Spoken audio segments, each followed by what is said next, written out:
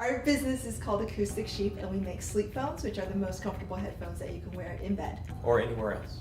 So because everybody around the world sleeps, and improving sleep is what our product does, it's really important to me as an entrepreneur to kind of spread our invention throughout the world so that everybody could benefit. And there are obviously more people outside of the U.S. than there are inside the U.S. A lot of that everybody is somewhere else. And so what we're trying to do is to increase our wholesale and our B2C type of business that we do, and approximately 20% of what we sell is to international markets. The internet makes the world accessible to us. Yeah, I think one of the biggest challenges in going global is just kind of understanding what it means to go global. Like, you know, we need to learn about Incoterms and to be able to write the tariff codes and to be able to export internationally, know about some of the trade rules and things like that. And there's so many that it's very hard for somebody who's, you know, also doing everything else, marketing, sales, and, you know, operations, procurement. You know, it's hard for us to have the time to really understand fully all of those things. Thankfully, we're able to hire people now to and send them to classes to train and figure out some of those things. We found a lot of great resources.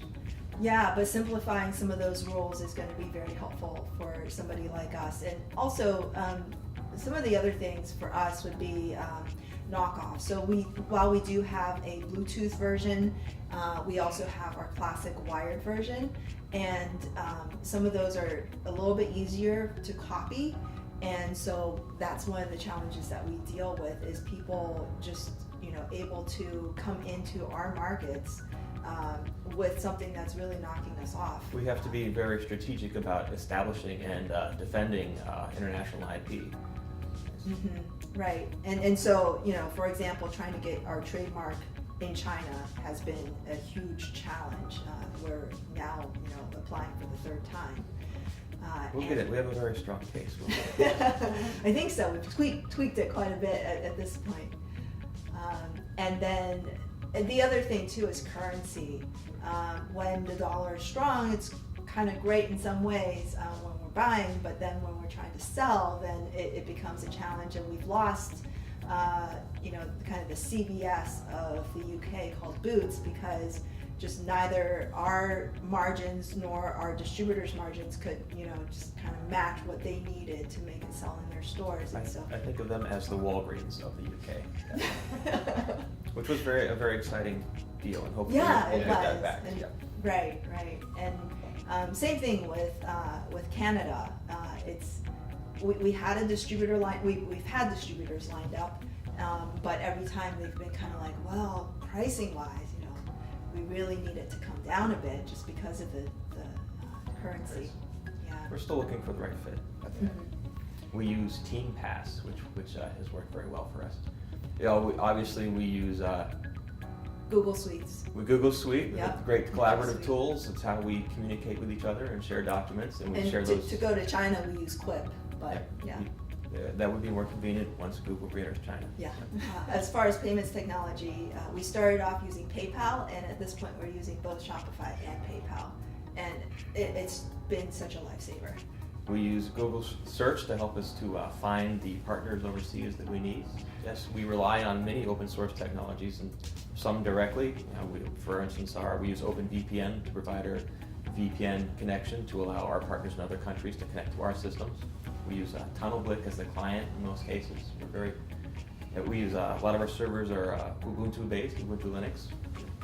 Very useful stuff. The government can definitely help small businesses see globally if we have a seat at the table at a lot of these trade agreements. I think we need to be there to promote American values and culture, and just kind of get our ideas out there so that, you know, other countries don't step in and start instituting their policies. I think it's really important for us to just ensure that the culture of, you know, promoting competition and innovation and growing the creativity and and openness in this world. We want to be part of the conversation, but we will find a way to succeed regardless of how the policy goes.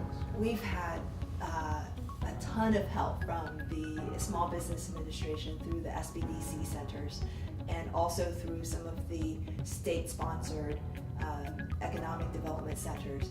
They've provided a lot of training because neither of us really have a business background, and so we learned everything from QuickBooks to writing a business plan to getting a loan from a bank.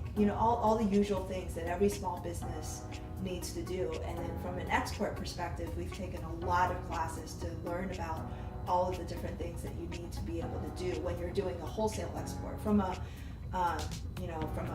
B2C side of things, it's a little bit easier. There are fewer regulations to learn, but really, once you start selling more than a few $100s worth of stuff at a time, you need help to learn how to do that. We always make the effort to carve out time to remain students.